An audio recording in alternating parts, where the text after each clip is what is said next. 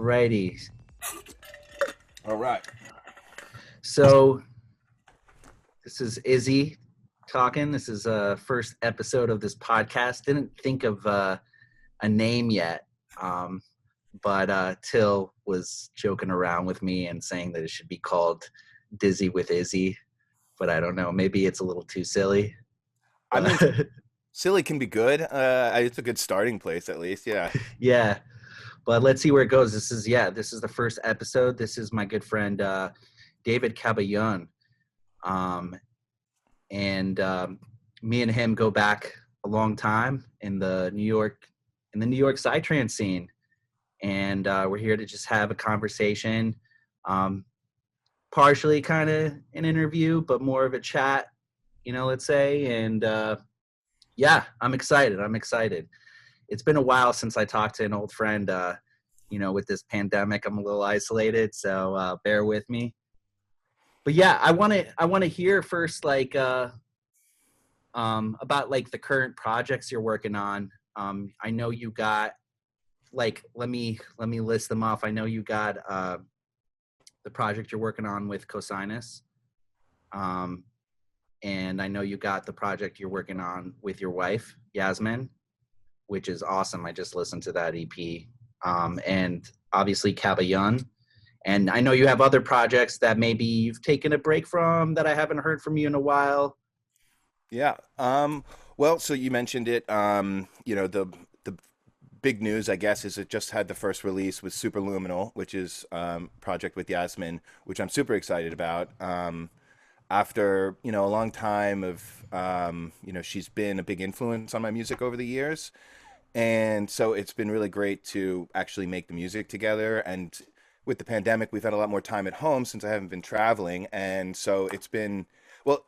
It's interesting too because it kind of coincided with me being a little bit less inspired to make music because it's just usually I'm thinking, okay, I got to get this done because I have this performance or this release coming up. But then with everything shut down for a whole year, it's hard to say like, oh well, I got to finish this track because I'm gonna play it 2 years from now. So it's like it was a little difficult at first in like March and April to kind of stay focused and work on stuff.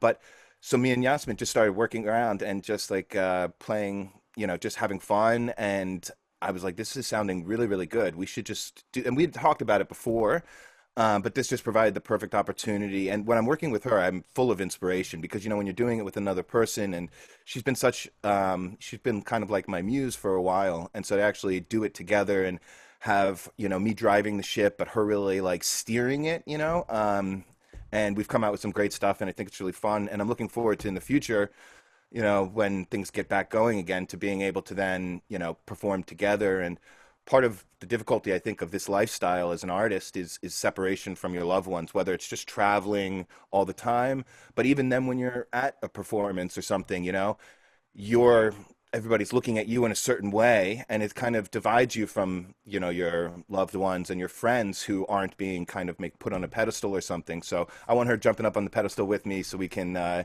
share experiences as well, because she deserves it. And I and was yeah, always I was always thinking, like, of when you came out with that project. I was thinking a lot about those inside jokes to on, like, the producer forums where there's all these memes about the significant other, like, really frustrated that their partner is in the studio all the time. And yeah. I was just like thinking that, well, if you're frustrated, why don't you come, and you're not getting enough attention, well, why don't you come join me in the studio? And it'd be like, what, not such a bad idea.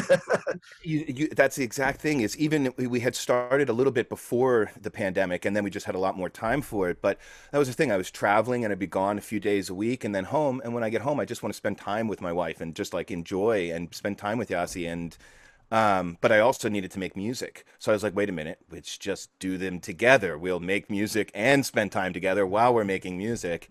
Um, and yeah, so it's actually even, you asked about with the other projects. And so I've got Analog Anarchists with Cosinus, who's my, good friend from, our good friend from Sangoma. And, we always just got along great. And so we wanted to, make a project together. And this came out really nice. We've got basically a live set ready and some gigs on the way. And then I've also still working on Kaba Drop with Drip Drop, and this we have an album in the works, and just because we wanted it to be a CD release, so we didn't want to do it this year, and so we're gonna hopefully do it sometime this coming year. Um, and so still going really, love those projects because it's another thing. It's really, when you work with a friend and who gets you and you do part of it and then they give it back and you get this nice thing. And then with Kabayun, my solo stuff, I'm still working on a bunch of collaborations that have been ongoing for a while. People I've met and worked with a long time, or just so you see them often, and you always talk about it. Or we've been, and just actually getting these things over the line and finishing them. Seems like I have millions of them, but one by one, getting them done. And so those will be coming out soon.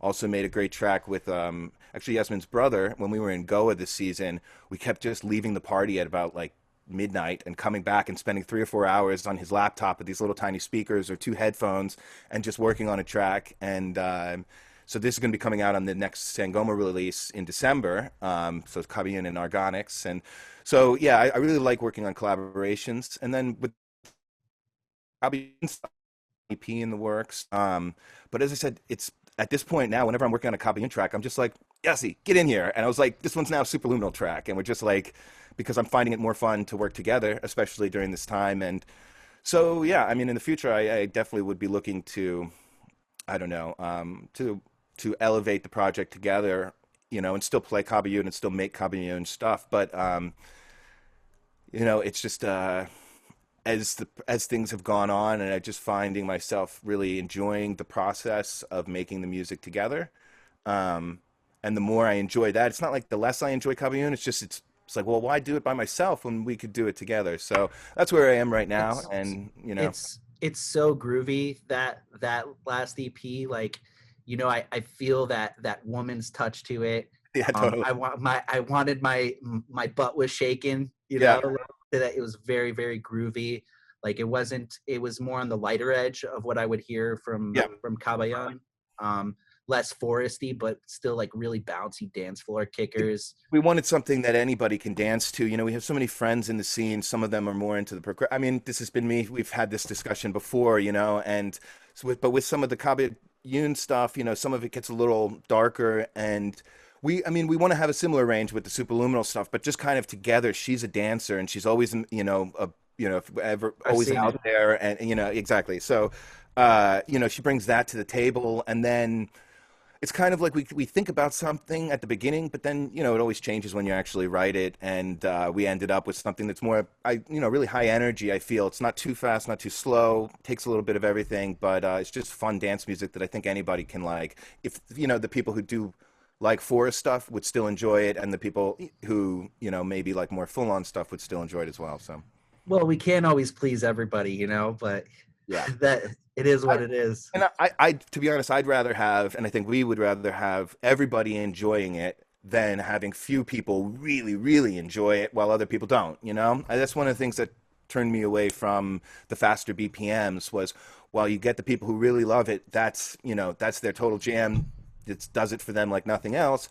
But you then push away some of the other people who aren't into that as high BPM stuff. And it's not just about BPM, but I've always kind of looked at it as trying to, not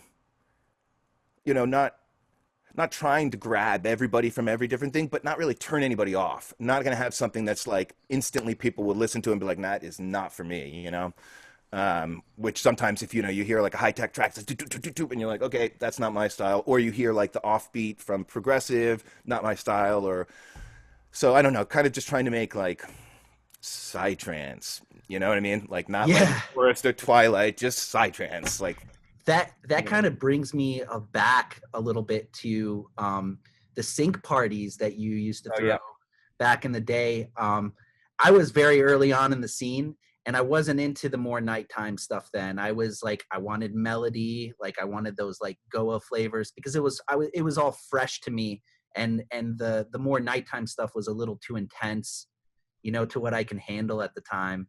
Yeah.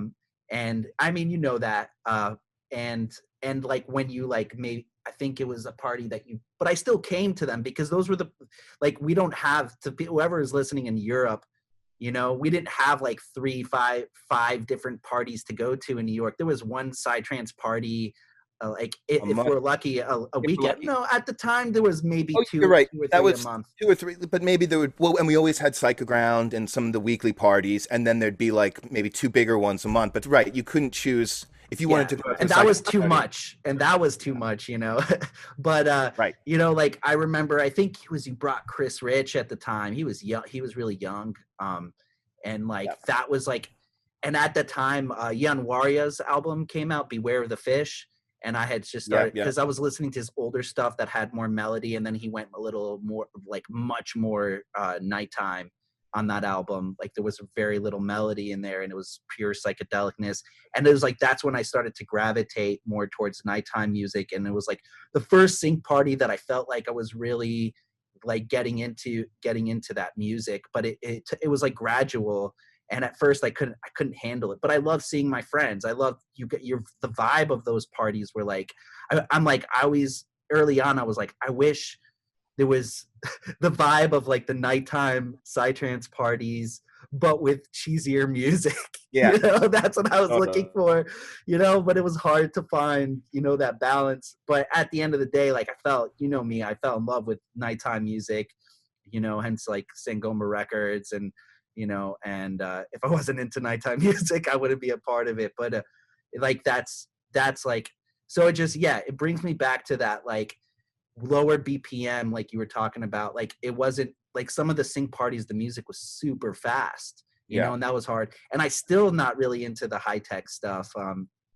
You know, like I don't, I can handle up to like 155, maybe 158, but not for too long, you Yeah. know, and I could appreciate it. Like I respect it, you know, but it's like I don't know. I mean, unless it's drum and bass, like Right. you Right. know, it's hard for me to dance to it and groove to it. Yeah. I And mean, see, my thought about it is, and even at the big festivals as well. You know how they kind of you go through a progression, and I think that's not every party that we did with Sync had this because we were limited on how many artists we could afford. But I'm thinking of a couple ones where we had like the first party we had Electric Nose, and he played multiple sets, even, and we had a little outdoor roof area that he then took over and played like 8 hours on, starting with like Chill Out, and then in the morning there's like Dark Side going out there while Sentient was playing inside. um, but then we had some like where we were trying to bring some of the younger guys who would be willing to come over for, something that we could afford, and they would, were interested to come to the United States, because we always wanted people to walk away and, get a fair shake from it. And also there were other parties going on, as you know, who were getting more established artists, and so we thought that there was a space there to bring some of the more underground ones. Also, like we had Mark Day, and we had the other guys from Bomshenka with we had Al and Richie over to do a whole thing, Loose Connection, as yes, I well. remember that. And then when we did the outdoor party, when we had a bunch of people. We tried to also always have the local acts too, right? Because one of the reasons that me and Brandon started Sync in the first, but this is Brandon Adams. Yeah. So was that we were upset that, well, we didn't like how many of the parties going on. There was like Psychoground, which would always book the local guys, and was like basically a local party that sometimes would have extra people. But then there would be the bigger parties on the weekends, and they would always just stack it with a bunch of artists. Getting 5 artists from Europe and 2 deco artists, and then not having, and maybe one opener from local. But we always wanted to have the local guys also playing in the peak times. So we had Lunacell, we got. And when we did the outdoor party, we had Go a Dream from North Carolina. We had uh, and a bunch of the people from the New York scene playing all the time, and trying to give them an opportunity, and then also putting them in between, the bigger acts, the international acts, and trying to do one or two. And like with the outdoor party, we got Grouch for the morning, to bring him back after the epic, multiple roof hopping party that had been broken up from the police a few years before. But then we got Bombax, so we had like a peak nighttime guy for the people who like that. And then we had the headliner in the morning, and then we flushed it out with, national artists like Lunacell and myself and some other DJs. And trying to put something together like that, with a bit of a progression, rather than saying, okay, well, we like say nighttime music, so we're just going to book all nighttime music. I mean, we even did the one party where it was like uh we had Space Jesus, who's an old friend, somebody I know, but from home, and we had He he's a got really huge. big, right, in that, It in got the really big basin. afterwards in the bass scene. So this was before then, and we had the Lost in Sound. This was with them because he was working with the Boston Lost in Sound crew, and so we had them come down and pick a couple artists. There was another, I can't remember, and then we had gotten Mr. Bill. So he Hell makes yeah. bass music, but then he has the project Electricato with Rhinosaurus, and then we had Rhinosaurus. So it went like that up through then Electricato, and then we had, I think Pantomime was supposed to play, but ended up not being able. He got I sick and had, remember that. so we had somebody fill in. But we started with the bass music and tried to go into psytrance. Wasn't totally effective, because you had the people who came to the bass music bored by the, leave after the psytrance, and the psytrance people come at midnight. But we tried anyways to mix the scenes because, in other, it's interesting that in the United States you have the people who, in Europe would be at a psytrance festival. Here are going to the bass music things in the scenes. The same dress, the same type of people, the same, this psychedelic culture, like reversed in America at anything that we would have, like say the Oregon Eclipse. Psytrance was on like the fourth stage, still had a good sized crowd, but the main stage was bass music and had 10 times as many people. And then you think about the opposite of that. It's like, we have friends here, like I've seen Bird of Prey play on much bigger stages than I've ever played in the United States, but then in Azora he's in the chill stage and I'm on the main stage, so it's kind of like flip-flopped. But anyways, we wanted to kind of bring them together, and try to unite the things, and just with the sync parties just have a good vibe and support the local people. And just, I remember there was one party where it was raining, and the place was 15 minutes from the uh the the metro stop, and so everybody had to run to get there, and everybody gets in completely soaking wet, and we couldn't use the outdoor space. It was just inside. But then it was just like just everybody smiles on their face like they had made it, and just the what I think we love about psytrance parties, which is those moments where people, are coming together. And the New York scene is kind of like a microcosm of the entire world, where it's like you have people from different cultures. There are the Russians, the Israelis, the Portuguese, the Brazilians, the Japanese, everybody, and trying to get them all to come together. And regardless of like cultural differences or anything, you just shut up and dance and smile at each other, and you have this like feeling of togetherness. And so we were always just trying to bring that to, the scene in New York after experiencing it in some other places. And yeah, those were some good times. And we weren't the only ones doing this. There was that was a good moment, I think, when there was a few different parties. And yeah, it's tough now the past few years. I mean, And then you got your bookings for your first Europe tour, and you're like, guys, I'm getting the fuck out of here. not exactly like that. I mean, Yeah, I know. but yeah, I mean, well, the thing is after, I'd say what happened with Sync was after we had done a bunch of parties, as we started to keep going, you realize that you need a big crew, and we had like the solid, core crew, but, people that we had helping and, doing some of the work. They did it. They were good for one or two parties, but every single party and like staying afterwards, cleaning, organizing. It's a lot of work. And after a while, we just kind of had a good run, and we had lost some of the people just because people were having other life things, moving, getting a job, whatever. Um, that we kind of drifted apart just in our normal lives, and so then it became hard to have the critical mass to make the party happen. And right, I mean, I was traveling. Renee went to California, and just some of our other helpers, one had kids, and so it's like, these kind of things. But yeah, I'm really happy about those times, and it's good memories for me, and Me really too. launched. I don't know, gave me, yeah. If I hadn't had done that, I wouldn't. If I if I hadn't had this experience in New York, then I wouldn't have kind of got through the phase of like messing around DJing, making my own music, but then what would come of it. But that kind of gave me courage and some experience to then go out to Europe and Goa and you know um, actually really commit to it. Word, word. And yeah, those were great times, man. So like a lot, they built a lot of inspiration in me and like what I like to play these days. those were my early days of starting out, of DJing. Really cool that like we kind of met back up through our Europe connections. Like we lost touch a little while, like a little bit, but I know you from those Yeah. parties. And I really there was something else that I wanted to mention. Oh yeah, this like that mixture of the bass music. And it's funny that you bring up those names, because like I know Mr. Bill, he has a podcast, which is actually really cool. Like found it really inspiring. It kind of gave me like some motivations of like how to go back to approach music, like in terms of like me wanting to get back into production. Obviously this year I had to spend like full time learning how to code, so I didn't have necessarily the brain for it. But My cat got stuck on the thing. oh, nice. Sorry, I Oh, was. all good. He's Yeah.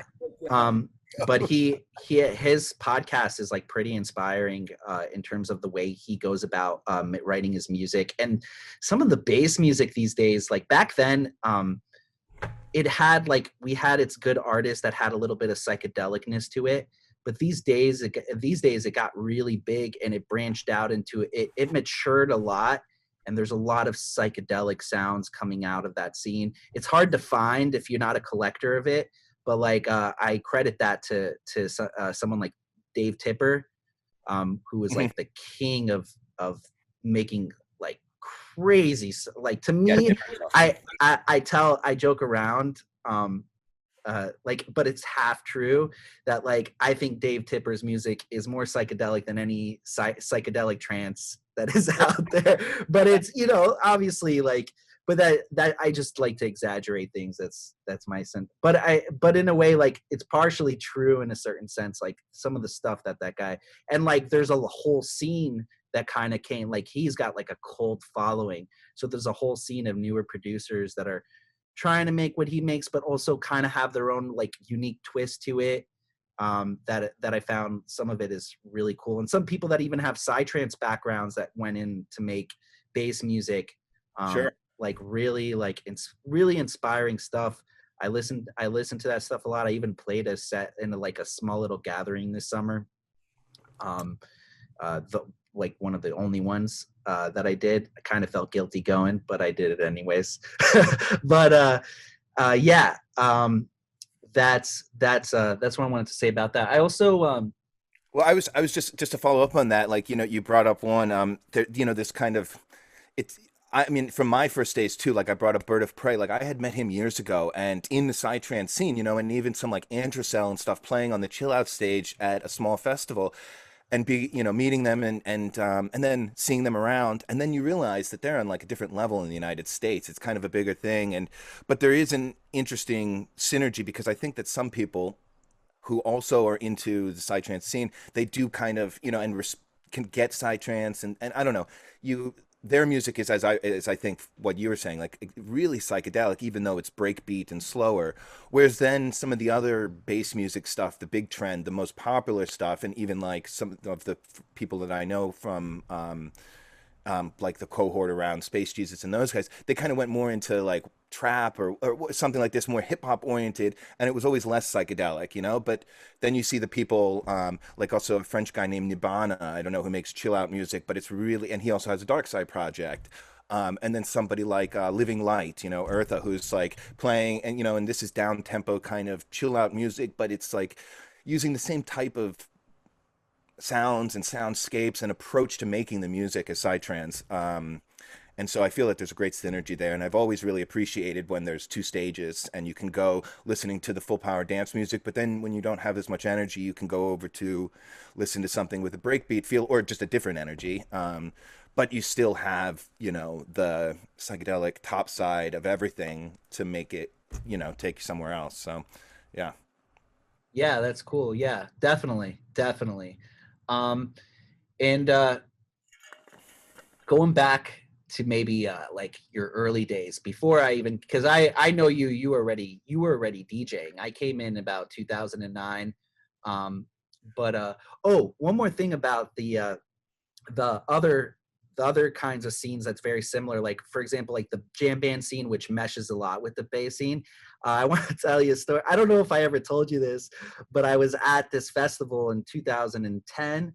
It was called the Big Up Festival. It was a it was a great party. Oh, a big up. Yeah, I used to be a bit into.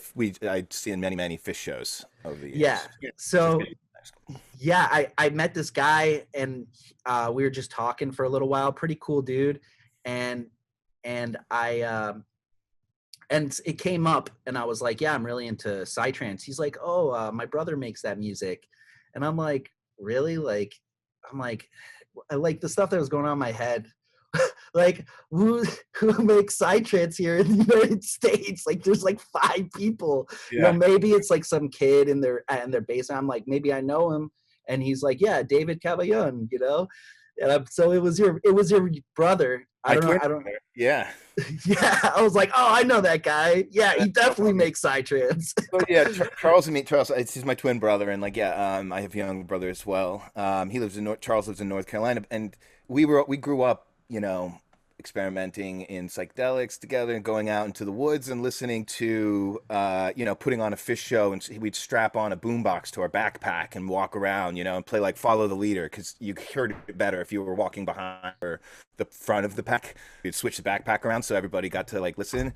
But yeah, we'd listen to Grateful Dead and Fish. We went to tons of Fish shows. And then when I went to college and then I got into psytrance, which I can get into in a second, my brother, he kind of stayed into, he still, he plays guitar, he makes guitar pedals now, but he was always still into the jam band scene. So yeah, so he's been going to those other shows. Whereas for me, the last big like jam band festival I went to would have been the Coventry Festival, which was the final Fish show before their big hiatus. But that was in like 2004. I mean, so since then, yeah, I've been to a couple shows here and there. We meet up with the old, my crew from Princeton, the guys I grew up with, and seen some Fish shows. But I other wouldn't than be. that, I'm less into. I mean, I just also don't like the format of a concert as much anymore. And when you have to go in, you have to pay so much for everything. A beer is this big. You're standing in a line. Yeah, you get You know, spoiled though at the other parties because you're playing all of them. that's true. So it's like, like who wants to go to a concert? It's like, oh, just do that. That's every weekend. But it doesn't So. give you like a writing inspiration at all. Like, tell me about like the sources of inspiration. You mentioned Yasmin being able to make music with her was like kind of a Sure. reignite to your flame. But like now, especially the pandemic, you don't have gigs. I know like a lot of producers are like not inspired to write music. And so like where do you get those juices flowing?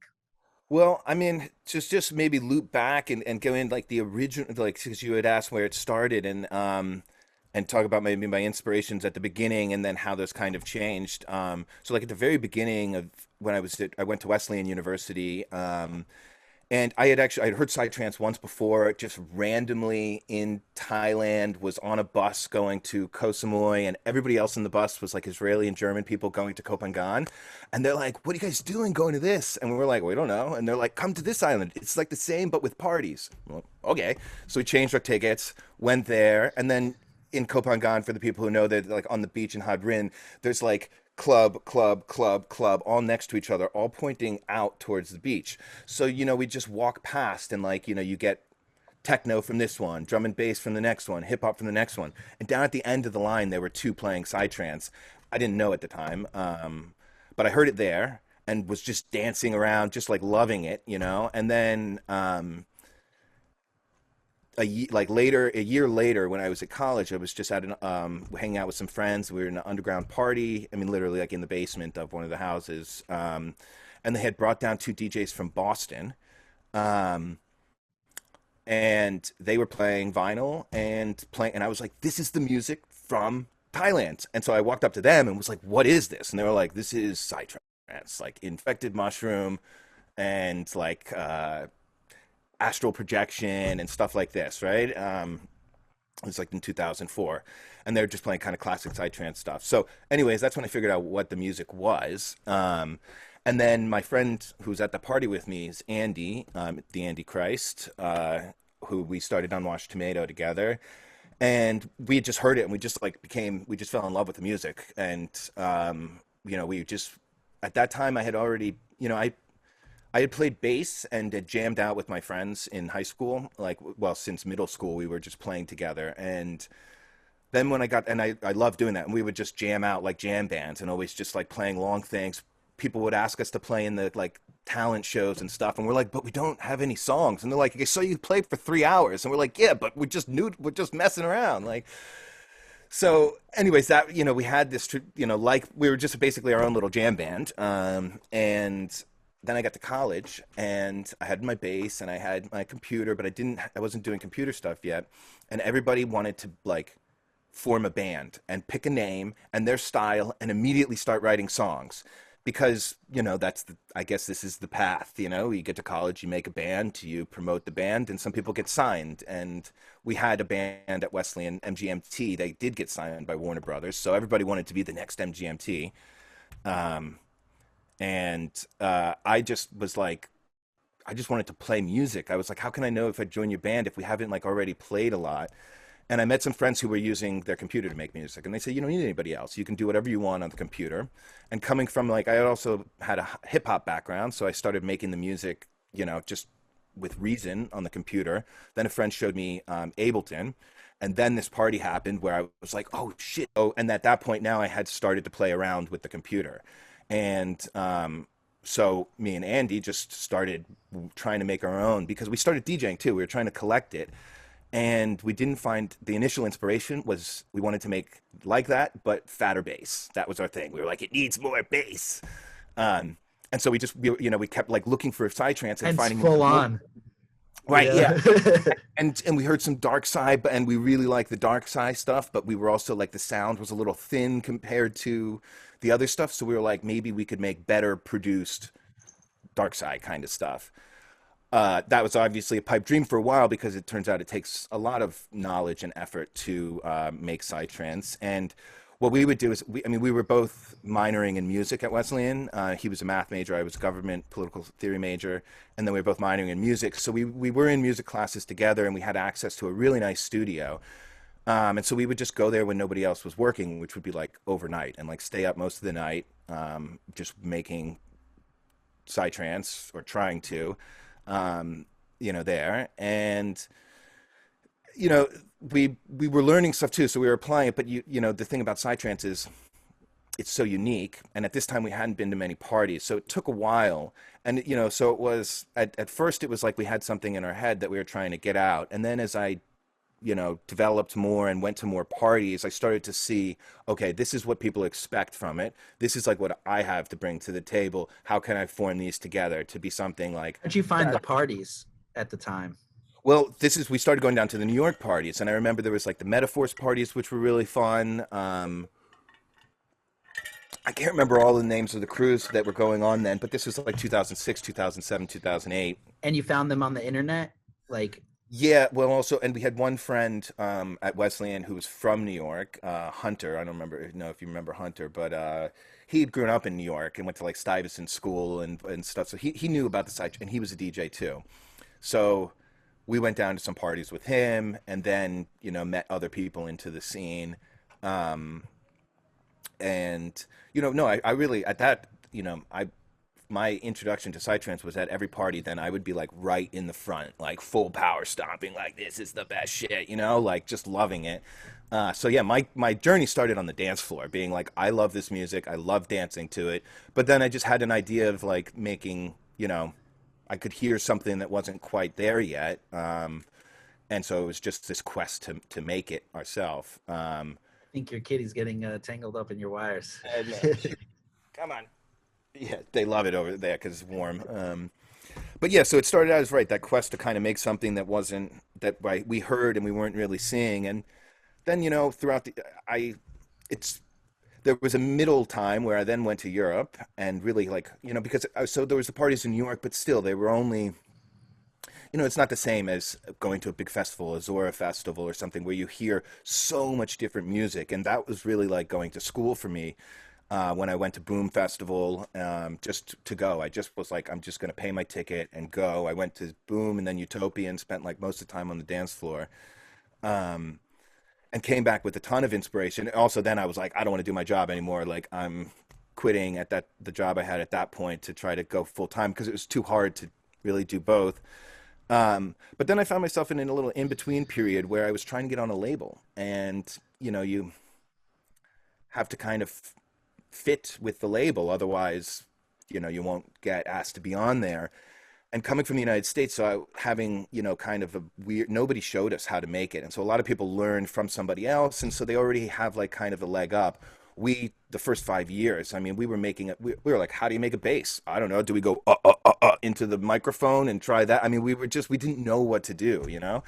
But it was nice because then we had our own, style and our own, uniqueness, I think. Then when I came towards the middle and learned more skills and stuff from other people, as opposed to people open up a bunch of presets and patches, you got to at least go from the ground, right. There's from nothing, zero. no problem with that too. I think it just, some people have the problem where they learn fast, but they then build they build a house around them that is of somebody else's sounds, or it's just a pre-existing sound and style. And then you build that up, and then you have to kind of figure out how to do it yourself.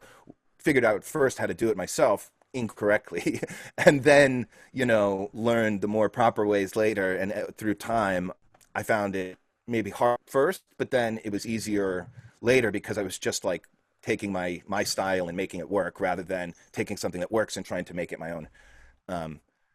But there was this difficult time when I was like, trying to kind of fit, and I got onto Looney Moon, and they're great guys. They really helped me out in Goa, and it just invited me to come and stay there. So, they were a huge opportunity. And I had also released with 2 to 6 Records. Vince Electric knows he was the first person, even though the music there didn't quite exactly fit with their label.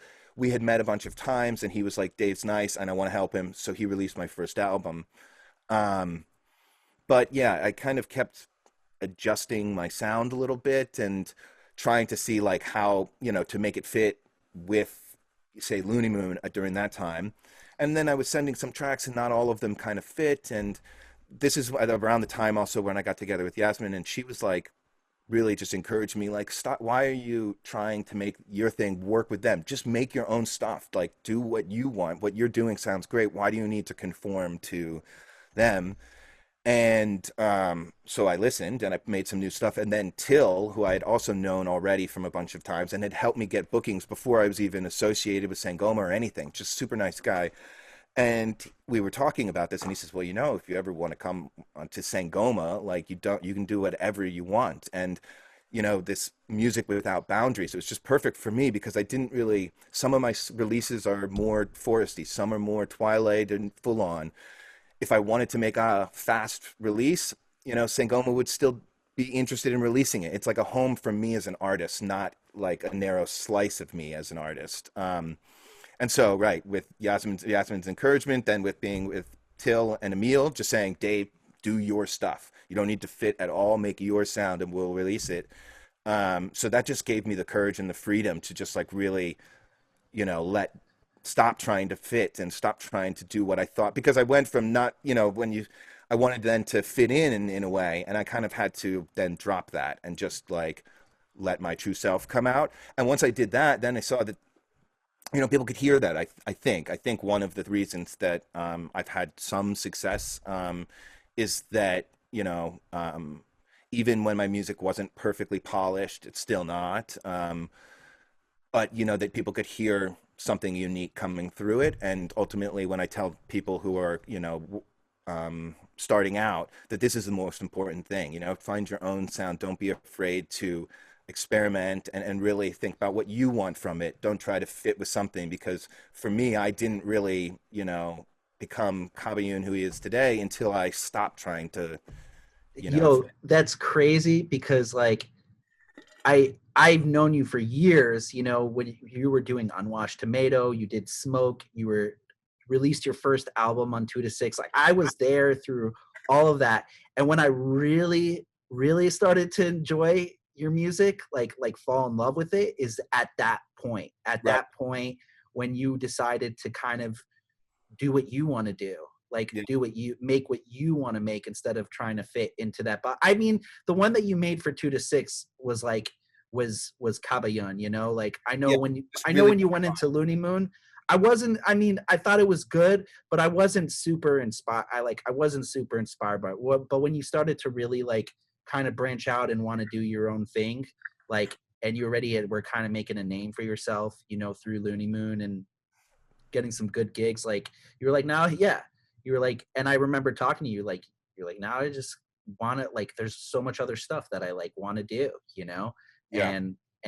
So it was exciting to have like, and also with me, with when Till asked me to join, I mean, he asked me to join it when he was starting it, like Yeah. before Sangoma was a thing, and when it was like a it was a sub label of Time Code, and I was really excited because I was also like, I was still like new to DJing, but I was like, but I knew the rhetoric. I was so against. I liked the way I was collecting music, and I knew I all I had to listen to was like 3 different tracks from a record label, and I knew what everything on that record label sounded like. That's what it was like at the time, and it's still kind of like that a lot of the time. But and I loved playing various styles. I loved that brand that I was diverse. Like, you didn't know what I was going to play at a party in New York because I was playing all to the same crowd all the time. So Right. like, I want to mix it up. I want to be able to play. I even played progressive, more commercial progressive back then. The stuff that I liked from that, like, it was never music I didn't want to play. There was a time where I decided I didn't even want to play progressive anymore because I didn't really enjoy it anymore. But I mean, I like the Xenon S stuff still, and I'll still even play that. But like, I wanted to be versatile with the styles of psytrance that I play. So when he asked me to join it, I was like, do I have to play? Like, he's like, no, he's like, Izzy, you play whatever you want, man. You play, like, I don't care. Like, we don't, like, I don't care what you play. I'm like, if I want to go and play dubstep, like, I'm going to go and play dubstep. Yeah. And he's like, yeah, do it, you know? And I even like call it like the Izzy and dub stuff when I play like not psytrance stuff.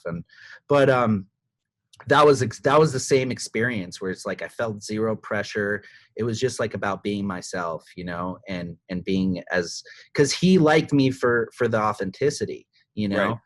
And it was cool that he saw that in you too, and you bumped into him at the same It's time. a great thing about everybody on Sangoma is not just, I also, the label was coming up when I joined, and right, yes, he was also like, you could get on any of the best labels, and I was like, yeah, but they will be the best label. They're just new. And once she met Till, she was like, I see why you joined this, because, and everybody else on it too, they're all authentic people. We don't have any, and the people that we're joining now, it's a really great community. Like, it really is a family where we're all working together rather than just happening to be on the same level, but working individually. And so that's one thing I really like about it, is that everybody's authentic, and and that's really the defining feature, because some other labels have a more narrow like sounds, whereas if you listen to some, we have proper forest artists, and we have like basically full on artists, and then Which is cool too, because that's their brand, you know. Like, right. I'm not knocking it, you No, know. no, no. And It's almost easier for a label to have, we're thinking like Wild Things, they have a unique sound, they have 10 artists, this is their thing. It can be difficult to Sangoma or just any other label where you have a bit of variety, but I think, I mean, you need something that's like the, unifying string that holds it together. And in this one, it's an attitude, I think, and that we all share about the scene, about what we want to see in it, what we like about the scene, why we're making music in the first place. And so we all have the same mindset about it. So even though our music is slightly different, we still have this you know, um, shared, identity and mission, even, and yeah, there's like a big love for culture right. and education, like Till with his master's in anthropology, you with your politics, and and one of the guys, I forget his name, it's hard to pronounce. Uh you're gonna kill me for this, but like, he's a professor in Michigan, I think. Oh yeah, Is it, damn it, yeah, I I've know. only spoken to him twice, so he'll Me forgive too. me. I haven't really either too, but yeah. But yeah, and all over the world, people from all over the world. you know, there's that love for not just only talking about music when we hang out with each other, you know, joking around and talking about real things. You know, activism, when we did, like, it made me super proud when they made that compilation, when they put together that compilation for that fundraiser for the earthquake in Yes. Nepal. And I'm like, this is like what Sangoma's about. You know, even the word Sangoma, of like Till's influence from his paperwork, you know, when he was writing his you know, like going to South Africa all the time and studying the culture there, you know, and really like that love, that passion to connect with people from various cultures, you know. um Yeah, I mean, this is, I mean, because going back to like the inspiration thing, you know, at the beginning, when I was first imagining, like you talked about inspiration, it started to make, you know, something that I heard in my head. But then later on, now when I'm thinking about it, I'm imagining a dance floor of people. And, you know, at first it was some, you know, a party in the New York area where all my friends were there. But now I'm imagining like the Modem dance floor, but populated by, you know, people that I've met. And like, it's people, right, from all over the world, you know, this like, you know, completely, you know, various group of people speaking different languages, different cultures. Have this imaginary dance floor when I'm going to see how it works. And the difference is now I have actual like memories to build my imaginary world. But then I can, I sometimes I'll be like, the track will be running when you're working on it, will be running in my head. And then I'm imagining and seeing, you know, some friends like, yeah, you know, like the really, and then I'm like, oh, this part works, you know? And, but it's interesting because, you know, to me, this is an important thing about, you know, psytrance and what it can do is not just about, you know, music for parties and stuff. And I remember even when I was getting into it, my father asked me, you know, because he always taught me that you should, you know, he's somebody who worked his whole life and he was an architect, but he chose to do projects that didn't really, you know, to not work for profit, really. He was doing low income housing and really focusing on like people oriented projects, because he wanted to do something that would, you know, make the world a better place. And if, as an architect, how could he do that? And so he's saying, as a musician, you know, art, and being an artist himself and a painter as well, you know, he supported art. But you know, when he's talking about music, he's thinking like, oh, just in a club, people drinking and, you know, looking for somebody to get, you know, to go home with. And I say, no, psytrance is different, you know, and I'm less sure of that nowadays than, but the idea is still there. I still think that at its best, psytrance has something, and not just psytrance, but, you know, these transformational events and things where, you know, they have a potential to make the world a better place, because one of the problems I think in our modern world is that people are so isolated in their various cultures, and especially here in the United States, right? You know, many people have, if you're from the middle of the country, you haven't even been to New York City, let alone Paris or something, you know, and Europeans have a bit more of this, that they can, you know, cross the borders and go places. But psytrance is, even, you know, you go to Boom Festival and there are people from 160 countries and all these different languages, but sharing this one experience.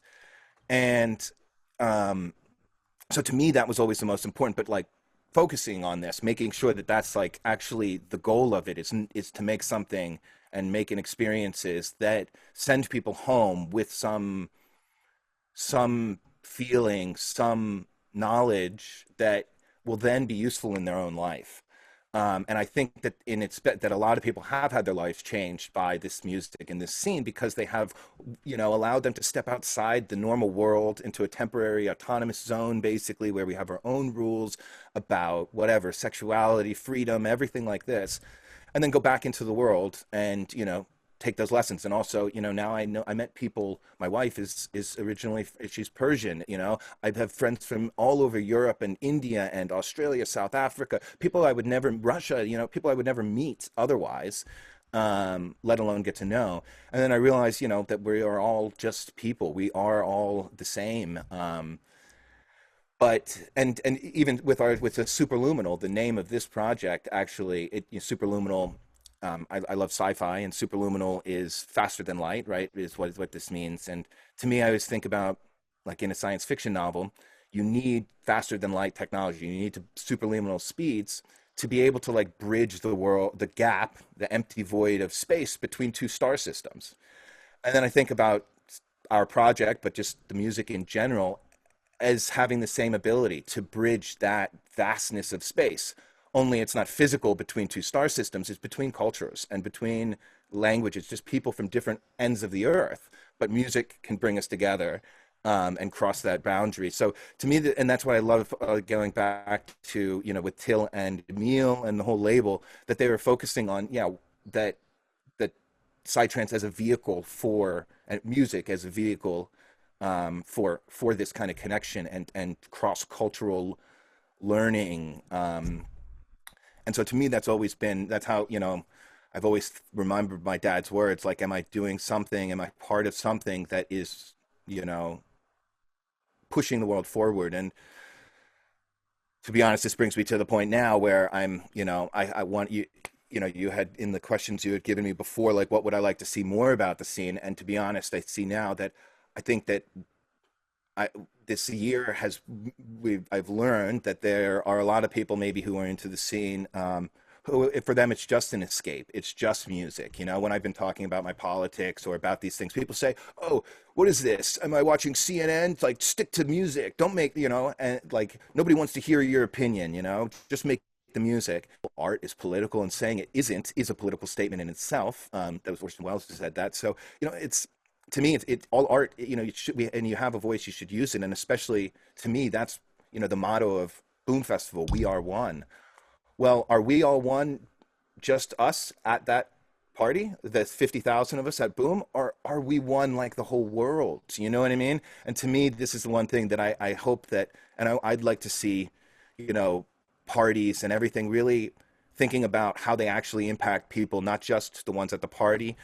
To bring up an example, like, you said, the earthquake release, this, something like this, they had been, Till had been there in Nepal at a thing, and then the earthquake happened, and so then he wanted to, give back to it with the release. And the tribal gathering people that are, not doing a festival this year, obviously, have put their whole network of promotion and everything, the people working there, to do a fundraiser for the indigenous communities who are, adjacent to where their land, who have been hit hard by the hurricane, down there.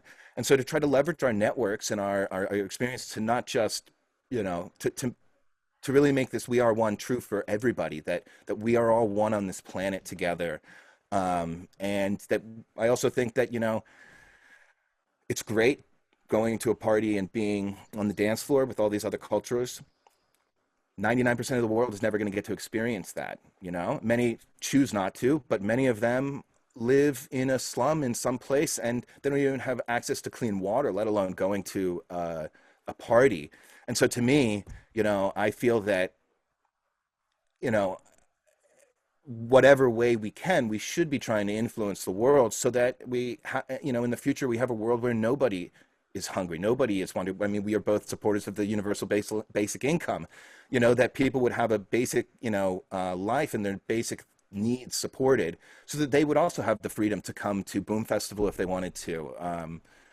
And so invest in arts, and being able to have education, arts, just a quality of living for everybody all around the world, not just in our own countries. And just like we believe in psytrance, it brings people from all borders. I'd love to see a world where there literally are no borders, where somebody can travel freely no matter who they are. And, so I hope that other people who, are in the scene and going to these parties remember and try to, have taken some of these same lessons and think about how we can take the best elements of this and what we love and what we learn about it, and help use those things to help everybody, and I think that, as you see, we're all connected in the pandemic. It doesn't matter if you want to be disconnected, we are connected. And so we can't pretend that we can just, F off to the beach and just enjoy our lives and not infect anybody else, because it's, we do, so. And I saw that, going back to some of the things that you said a lot of really important things, and I saw that, a little bit my background, and I was always like really like into the lifestyle. I took a little bit of steps back. Like I found my few people that I like stayed close with. But I like, there were some harsh realities that I had to face within the psytrance scene, especially the fact that I wasn't doing any drugs, Right. that like some people are not the same people. They're not there's sometimes their smiles are facades at parties, like, and they don't treat people with respect in their regular lives. And like I saw that as kind of a reality, and it was a shitty reality hit that like not everybody at the party really believes we're all one, and Right. wants to come together and wants world peace. Like you see it. I mean, we really see it on Facebook. Right. Exactly. There's a lot of like people that support war, and like very not hippie stuff. Maybe in their own ways, they're conservative, quote unquote hippies or whatever. It like, but it and like and going back to like your point, people tell you like shut up and make music kind of thing. It reminded me of like what happened to LeBron when he said his opinion. It was like someone said shut up and dribble. It was like, no, he can say whatever the fuck he wants. Like this is what freedom of speech is. Like you have the platform, you can say whatever the hell you want. Well, in fact, I feel you have it. In my mind, I feel you have an obligation if you have a platform, and I really respect the people I see like him, like Colin Kaepernick, but even in our scene, like people I mentioned, like the Tribal Gathering or Eartha, Living Light, people who are not afraid to put themselves out there, and then you get attacked from this a lot of times. Even on my Kabayun artist page, it's just unbelievable how much backlash you get from people, and so it's easier not to do it. It's easier not to say anything. But I feel that, right, if you have a platform, not everybody has people listening. And if you believe something, that you shouldn't run from it and shouldn't hide from it. And I've never been afraid to speak my mind. And the more, but I also try to understand other people's things. I don't say I'm right. These are my opinion, but I do try to understand, when we've been talking about things that we don't want to like think that we know all the answers, and the other people, like with Trump, Democrats, Republicans, whatever in America, but whatever it is, there are multiple sides of it, to really listen to the other person. But at the same time, I do think that there are certain, moral things that we have to stand up for, all and so even if I've lose some fans, even if some people, that's too. Yeah. And anyways, if somebody I've seen some, it's to be the extreme examples. There's one person who said some things, and then I look at it, and he's sharing basically neo-Nazi stuff, and I'm like, I don't want you liking my music. Come on, But many other people, it's not nearly so extreme. It's just that, this idea that art should be apolitical, but this is just a facade. I mean, it's not. It's a myth. It is. It reminds me of that video. Like I don't know why they just is like maybe an ADD thought, but it's somewhat similar. There was that Trump video. There was a video of like the Trumpers, like a group of them kind of dancing in the street with like their American flags and their Blue Lives Matter flags, and they were playing Rage Against the Machine. I was there. I saw this in person. This is in Oh my Philadelphia. God.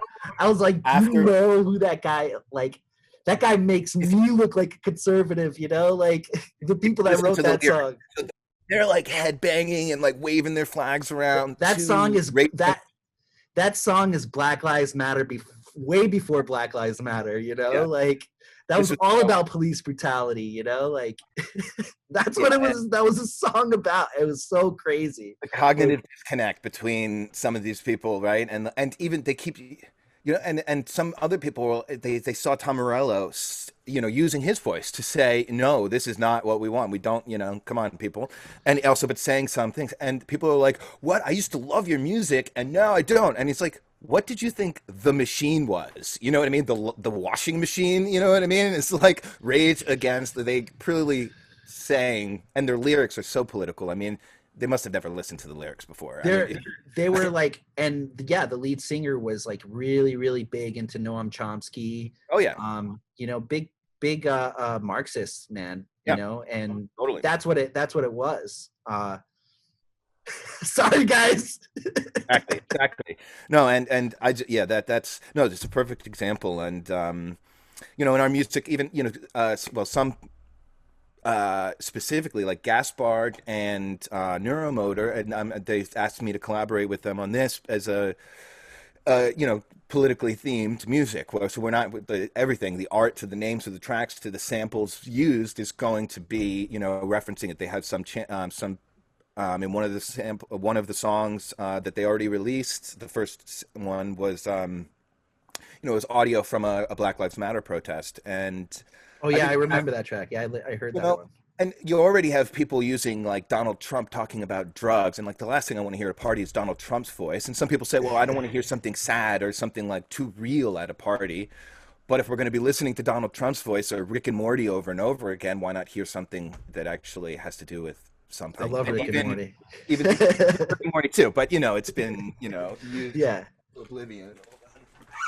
Um, the South but Park samples back in the day. yeah, Those were great. sampling is always hard, you know, to find things that people don't use. No, and whatever. I mean, but part of using samples is to bring you to reality. So, but I really appreciate that, you know, that they're doing that, you know, and putting it into the tracks, even in the new write up for the release that Sangoma just released, you know, where Till had written about how, you know, some people have, you know, this year kind of lost the plot and gone into this realm of conspiracies and we're kind of trying to refocus on, you know, the what's important about the scene and what we can do and the connection between people.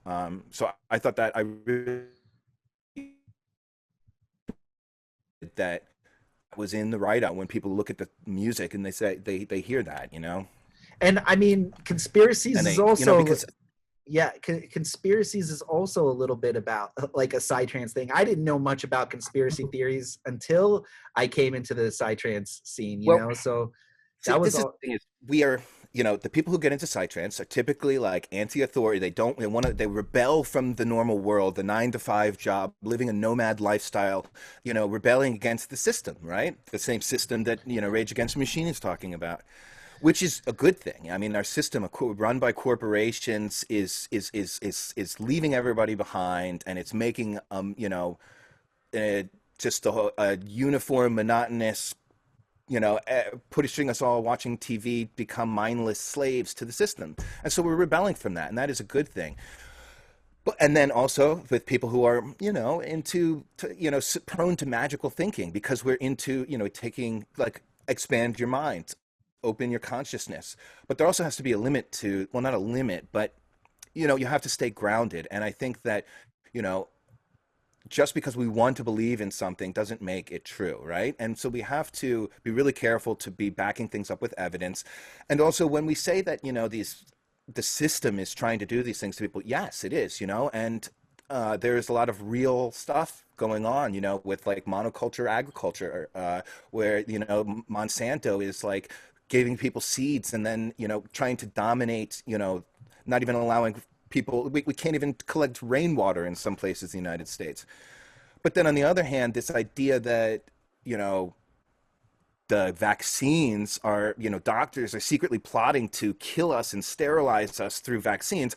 I mean, if you know anything about actual doctors and the people that, you know, and this is not true. The medical industry is, the insurance industry is making money off of things, you know, for sure. There's an impetus to, you know, not to cure cancer because it's this massive money market. And even, you know, like the drugs for immune conditions cost $5,000 a month, you know, but a vaccine that's going to be given one time doesn't make any money. And also it's like, you know, this idea that doctors are out to hurt people. I mean, my brother is training to be a doctor, and I mean, he's now 31 years old and he's still on the path, you know. You don't spend this long doing something to hurt people. Sure, of course there are always going to be, you know, Yeah, scientists and doctors who are not, but the consensus of the scientific and medical community are people who are, you know, putting research and science and health first before their own lives. And so to me, I think that we do, deferring to expertise doesn't mean just believing anything, but it does mean recognizing the limits of your knowledge, you know, and also the limits of your ability to acquire new knowledge.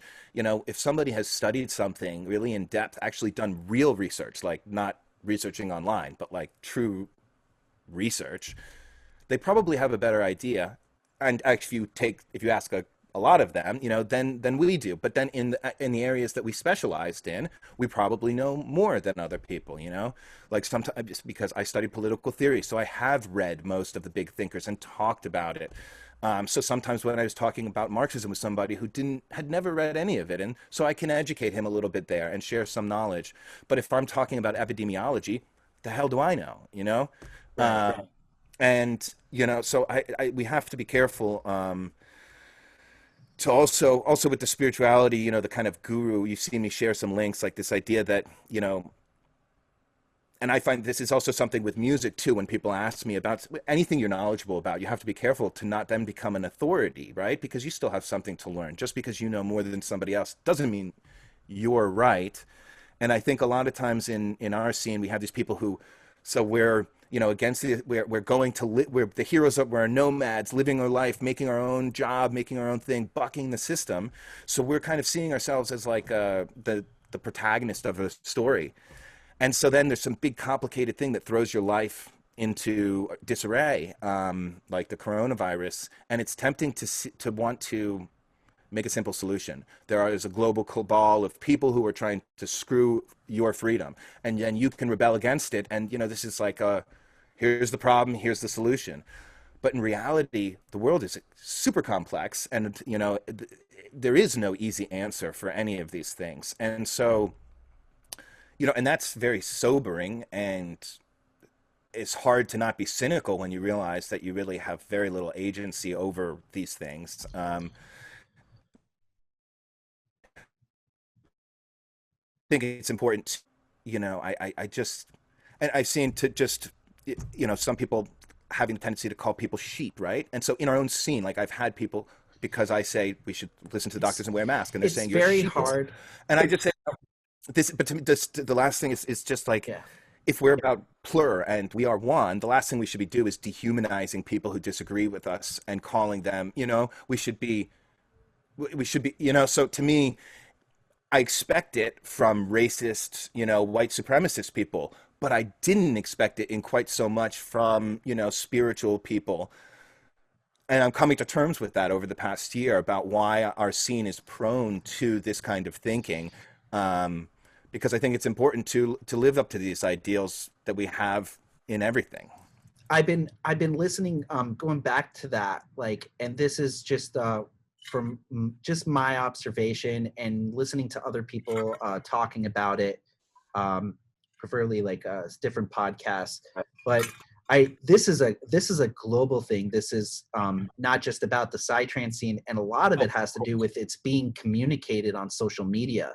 And it's very hard to read body language and cues. Like, this is, a lot of it is our alter ego. It's not the way we would have conversations in person, and it turned into like this troll fest, but it's not real, so I wouldn't necessarily like be too cynical about the fact that even people that aren't like racist, that are reacting in a certain way and calling each other names, like, this is what's going on globally. And it's Sure. because we're communicating through a very unnatural way of having a very, very serious and very sensitive conversations, which is why I kind of trying to Even find you a and I. balance, like with talking about that stuff on Facebook, having that, like what we're having now is like this face-to-face conversation where it's genuine, where we just both want, like, I know, like, we've had our arguments on social media, Exactly. but we both want the best thing for the world. But being able to have conversations about it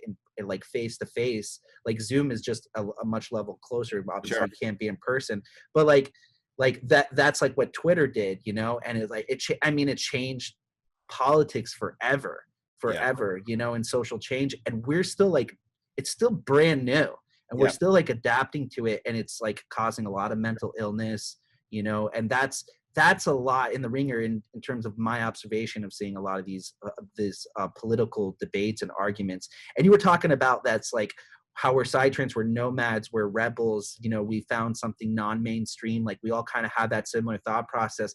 But like, to go back on like a lot of it also makes me see, like, being, when you're talking about Rage Against the Machine, against the machine, a lot of the conservatives see it as the government, You know, they see the machines, not the corporations or the government. Whereas most of all, like, there's got to be some.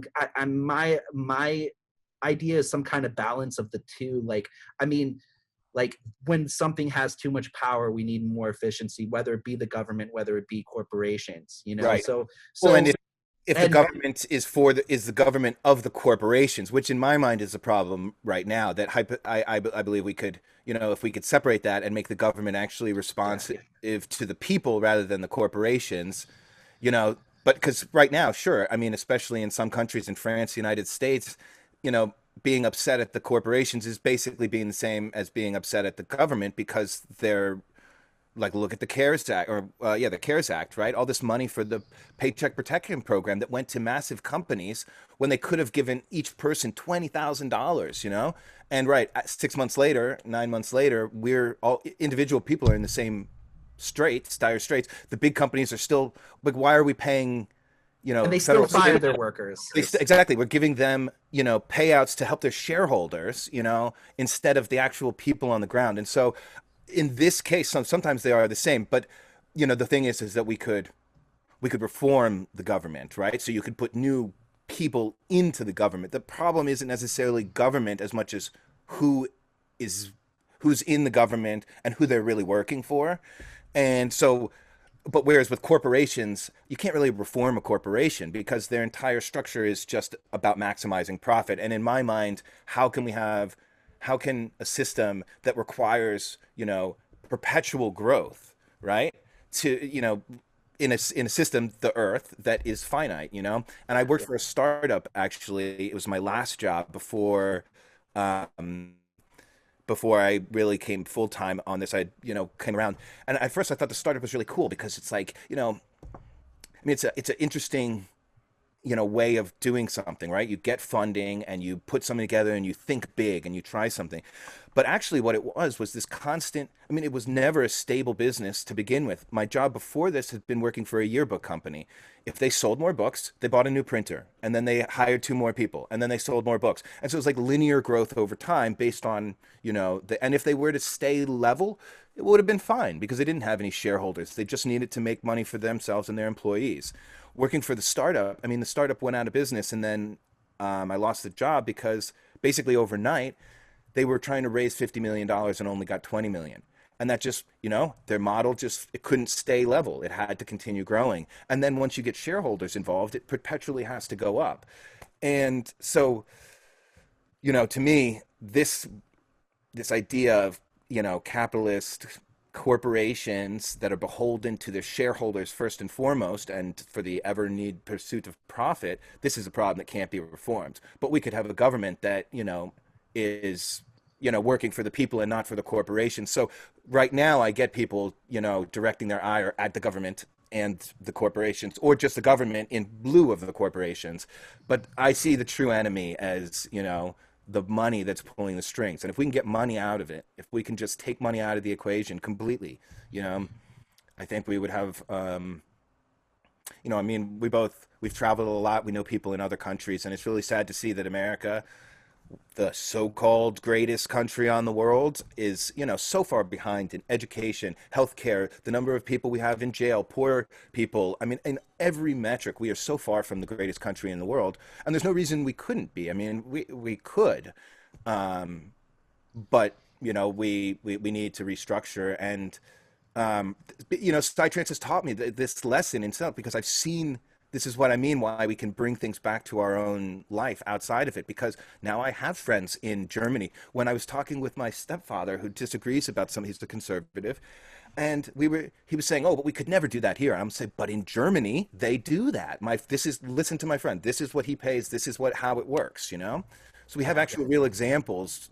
We don't just imagine that, you know, our way is the only way. And I think that this is really important for all people of all cultures, you know, to come together and realize that we are all have things to learn from each other. Absolutely.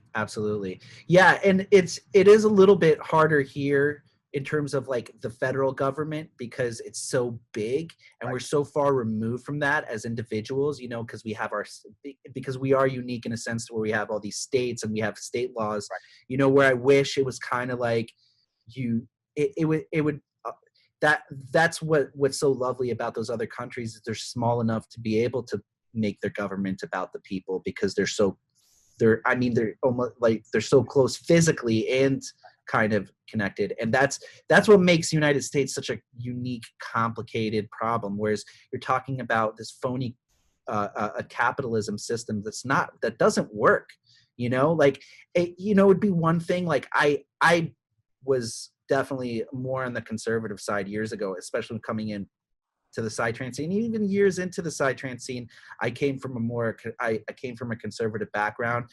I was always very didn't really care about the evangelical perspective. So I was always very socially liberal. I was always pro LGBTQ and all that stuff. I didn't care about that stuff.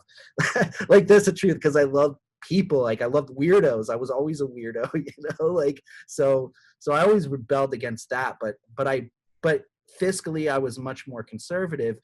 And it was like this, but it was phony, because we didn't live in that system that the Republicans were promoting. Republicans were promoting free trade, free this, and no one telling you what to do and this and that. But really, at the end of the day, since 2008 changed all that, because they got bailed out.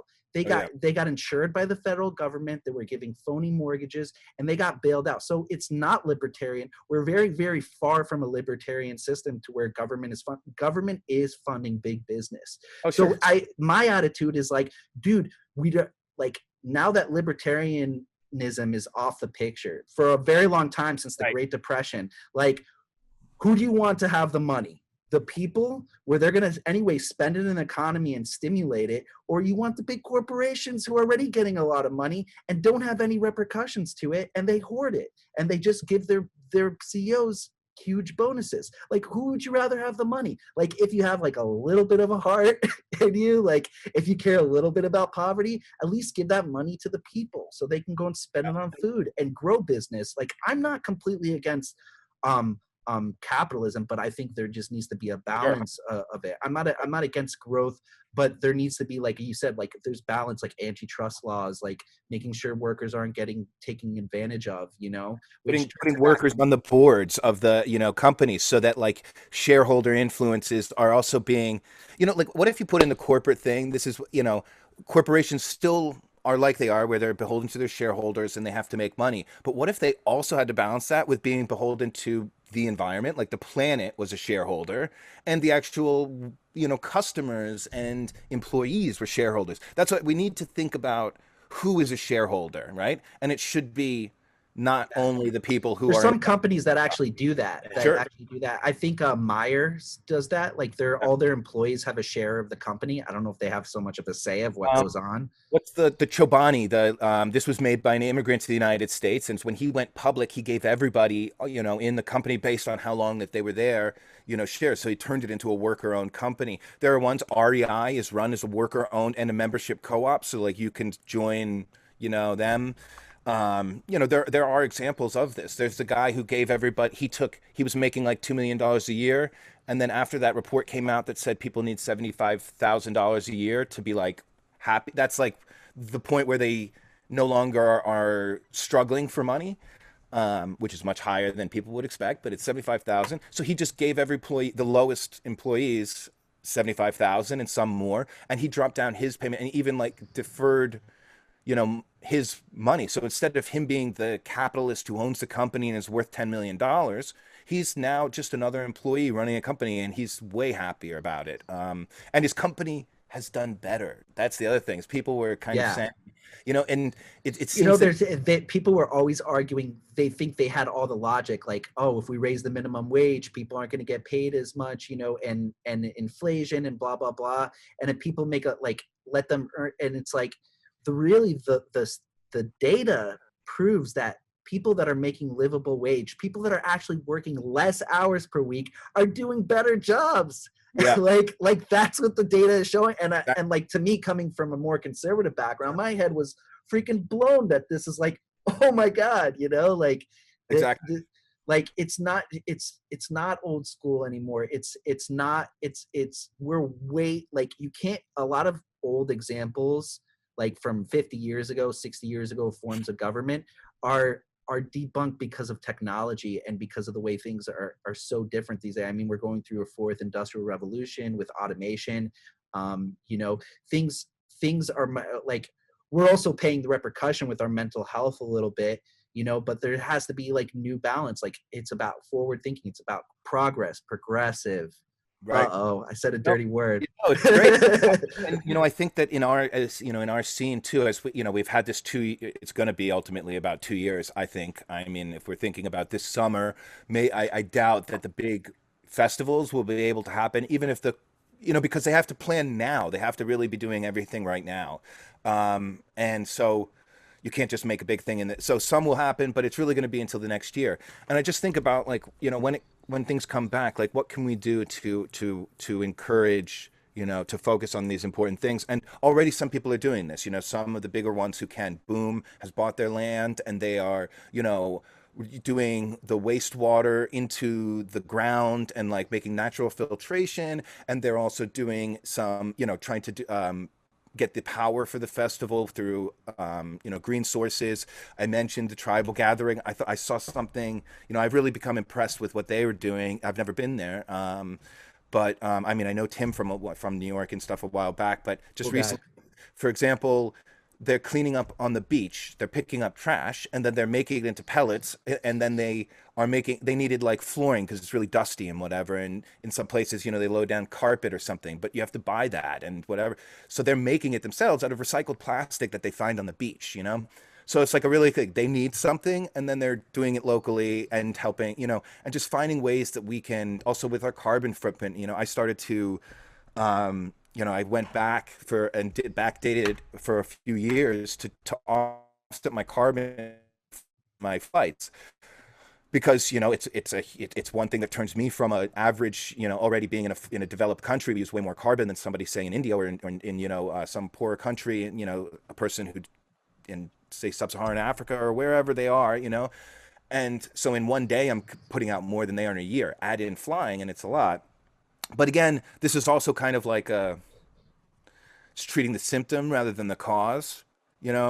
Okay, if you have enough money, you can pay off your carbon offsets, but you're still doing it. And, I mean, it helps. Don't get me wrong. Everything is important. But I really am inspired by some of the other people, organizations and things that I see doing these on the ground working, trying to not just lessen their impact, but make a positive impact. And I know that I am in the future going to be looking for organizations like this. I'd like to get in the future not travel so much, and potentially do some, non-music work that, does something. I've been volunteering here during the pandemic. And it's, just helping with a food bank once a week. And it's amazing how positive that is in my life, helping other people. And so I'd love to be able to try to do things like this more in the future. And then, when I play at festivals and things, really prioritize the ones who I feel aligned with their vision on, these issues, and to shy away from the ones that I feel are more just somebody trying to do it to make some money or just make a thing or for whatever reasons they might be, and really put my energies into even, some other Nibbana who I mentioned before. He just sent me a thing. We're starting a group. He already has it, but they're making an English language one called Soma, which is about these discussions that we're having right now. I think that in the future that we should, to really truly live up to the ideals of our scene.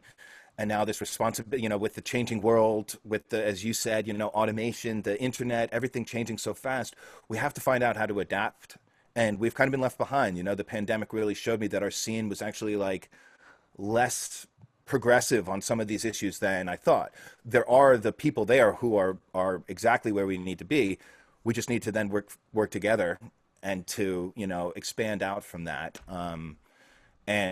So I'm, discouraged and encouraged about what's been going on in the scene, on some levels. It's been disappointing to see that not everybody shares these ideals, but it's been really encouraging to see people who are actually not just talking about them, but really doing them. And so, yeah, that inspires me to keep going. And when I'm thinking about the music, that's why also with the Superluminal and working together to try to, push this side of what we're doing further, um, and not just be about look at me.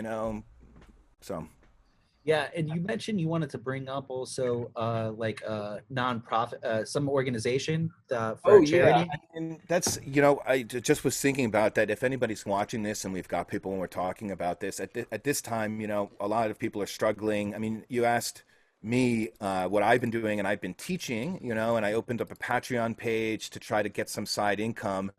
But I've been hesitant to just basically like ask people to help support me, even though because yes, I'm struggling now, not having any income and having to do it. But I'm blessed enough to have a roof over my heads and be able to eat every day. And a lot of people are hit much harder by this pandemic. They've lost family members. They are wondering where they're going to get their food tomorrow. And so I think it's important that we try to do everything we can to to help these people. And so if anybody watching this, this Christmas season, it's the time for giving. We've been watching some Christmas movies, and it's all about giving. And I think if you can do anything, wherever it is, a local one in your place in the world, to help somebody who has food insecurity, somebody that's struggling to eat right now during the pandemic. One really great thing is the World Central Kitchen, which is has been giving hundreds of thousands of meals all around. And so we can give a link to people there for the World Central Kitchen. And then also, we mentioned it before because it's in our scene. Right now, the Tribal Gathering has created this emergency hurricane relief for the indigenous families. They're trying to raise a few, I can't remember if it's $20,000 or $40,000, and they've got maybe 5% of the way, but they could use a boost. So if anybody wants to help, one of our, family group organizations in our scene that's really, and this money, the group, what they're doing is, if you give to the Red Cross or something, even to a big organization, you don't know where it goes. Since they already work with the indigenous people in their communities, they're raising money and then directly giving it to them. So people can feel good that they're actually helping real people there. So I highly recommend that. And we can put the link to that. It's on Chuffed, I think is the name of the website where they're doing the fundraising. But I was really happy to see, and I hope that other organizations that maybe are taking the year off from their festival can use their networks to do something like this. So props to Tribal Gathering for that. But yeah, anything anybody can do to just think about those that are less fortunate, because everybody's struggling in the world right now. We're all in this together, and that's why I hope that we can, use Yeah, our ideals of we are one to truly say like we are one, but like with everybody in the world. Because if anything, we've learned this year that we are, you can't run away from your neighbor. Like you can't yeah. hide from COVID, and that just shows that the boundaries that divide us are artificial. And, so. Yeah, this pandemic, I mean, besides for like kind of like a sour kind of joking meme every once in a while that I'll post, like it really made me think a lot like I like about like complaining, you Yeah. know, and it just gave me a lot of, it did give me a lot of perspective of like how much, even though like I'm struggling financially because I was in this crash course this like for a year long, like I still have like food on my table and a roof over my head, and like yeah, there's a little bit of debt there, but it's not something I don't think I can get out of. But it just really helped me build things into perspective to see like what's really going on. Like a lot of this world, there's like, I mean, I think it's over 8 million people that are in living in poverty, like Yeah. real poverty, that are hungry, don't know where their next Just in meal is America, coming from. in just the United States, right? Is it just the United States? I In saw it the somewhere. world, there's got to be a billion people who are Yeah, living that's in, that's true. Yeah, in what we would obviously poverty is going to be defined at a different level in different countries. right, right. But no, for sure. I mean, the increase in the number of people in poverty is just staggering. I mean, it's just crazy to And think like about. single parents, yeah, single parents that had to like have their kids at home, like Right, working. and still Some of them work. losing their jobs. A lot of kids weren't even be able, like they lost their meals because of public school, because the public schools were giving them meals. That like they didn't even know Right. how to feed their kids. A lot of these parents, and then they're talking, and then you know, or, orange man comes on stage telling us how good the economy is doing. Like, Right. you know what I mean? Like, Yeah. But see, so it's interesting because yeah, on the one hand, and then the government is really, if you look at the money, the $3 trillion, like where it went, and it went to people who don't need, and then you have these giant lines for food banks, like thousands of people lining up in Texas and all around. I mean, the one I was working at, it's crazy. There's the need is always going to be higher. The demand is higher than the supply for this. And because so many people are going hungry.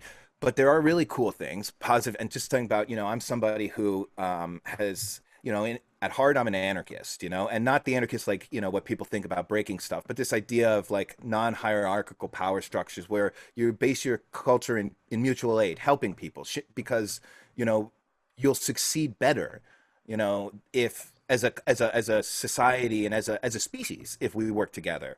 And so this idea of mutual aid is in Philadelphia. It started in Brooklyn, and now it's in Philadelphia. There's one right near us. It's this. They started with community fridges, which they're not necessarily. The idea just happened in Brooklyn, and then it spread, and it's not like one group doing it on all over the place. It's just in each community they're doing it, where basically they're just putting a refrigerator out and putting a little cover for it to protect it from the elements. So it's outdoor refrigerators that are basically like leave food, take food. So, people go and leave the food if they have too much, and people can come and just walk by and take whatever they need. And so instead of, you have these food banks where you have to sign up and do all these things. But here it's just like, oh, you're hungry today? Just walk down the street and see if there's anything in the fridge. And for the people like, oh, you bought too much at the grocery store. We had, we've been getting CSA with community supported agriculture, just like farm stuff directly from an organic farm outside of Pennsylvania. And sometimes we'd get too much stuff and you can just give it to, we had too many yogurts. You give a yogurt away and somebody else can need it. And so this is just feel gap. And so it's really just inspiring to me to see this kind of thing happen, that even if our government isn't going to respond to the needs of the people, there are ways that individual people can do things to address the needs right on the ground. We don't need to wait for our government and just sit there and complain about how things are suck. We can actually, in our communities, go out and actually do something. And maybe it's not going to fix everything for anybody, but it'll fix something for somebody. And if everybody does a little bit of this, imagine how much better the world can be. So it's this year's gotta been check to see if there's one in Indianapolis, there might, and they're spreading fast because it's pretty easy to do. Usually, also the people come out and somebody donates the space to put it, or the power from a restaurant, and somebody donates the old refrigerator, and so check it out. It's really cool. I know that they're in LA now. It's spreading to. I'm sure we'll see them in major cities all across the country. And this is just one example. I mean, I'm sure there's more, but yeah, awesome, dude. Yo, I think we ran our course of time, dude. This was an awesome chat, man. And thank you for giving me the time and coming on here. And I learned so much. I learned about you, about some of these organizations that you're talking about. I didn't really have an idea about them, but thank you, man. I definitely feel inspired. Great. I'm looking forward to seeing the whole series of interviews. I think it's really great that you guys are doing this. I mean, what I'm just kind of thinking about, like, also when we're saying what can we do as a community, to do something, and you have the Joe Rogans and the all the right-wing media. He's not right-wing media, but I'm just saying the things like Joe, that this format of a podcast discussion. And you have all kinds of people doing it. And, even we know our friend Justin, he has started a podcast talking about issues. So if we see, people from our scene actually getting involved in doing this kind of thing and putting it out. And we talked about some psytrance things, but we also talked about some things that anybody can listen to. And I think this is important to see. And in our scene, we have so many intelligent people who have a unique perspective on our label and on the round. So I'm really glad that you and Till and everybody are, starting this idea and pushing it forward, and that you asked me to speak. So yeah, thank you, and keep up the great work. I'm looking forward to the whole series and seeing what you guys do in the future. And then, sometime we check back up and do another round. Yeah, absolutely. Absolutely. Thanks a lot, man. All right, cool. Have a good one. Yo, thank you for tuning in. What a powerful episode, man. I just always love talking to David. He is so articulate, and thank you for taking over the episode, David, because I was a little rusty that night, first episode. Feel free to subscribe for Sangoma Records. We also posted links below. You can check out all David's work through his personal website at www.kabayun.com. Also, we posted links to some of the organizations David was talking about if you want to get involved in some charity work. Geo Paradise, the tribal gathering for their hurricane relief fund for indigenous families in Panama. And if you want to get involved in the local community fridges, why waste food, when you can help out other people? We posted some resources in the description section, so check out below. Again, feel free to subscribe. Peace.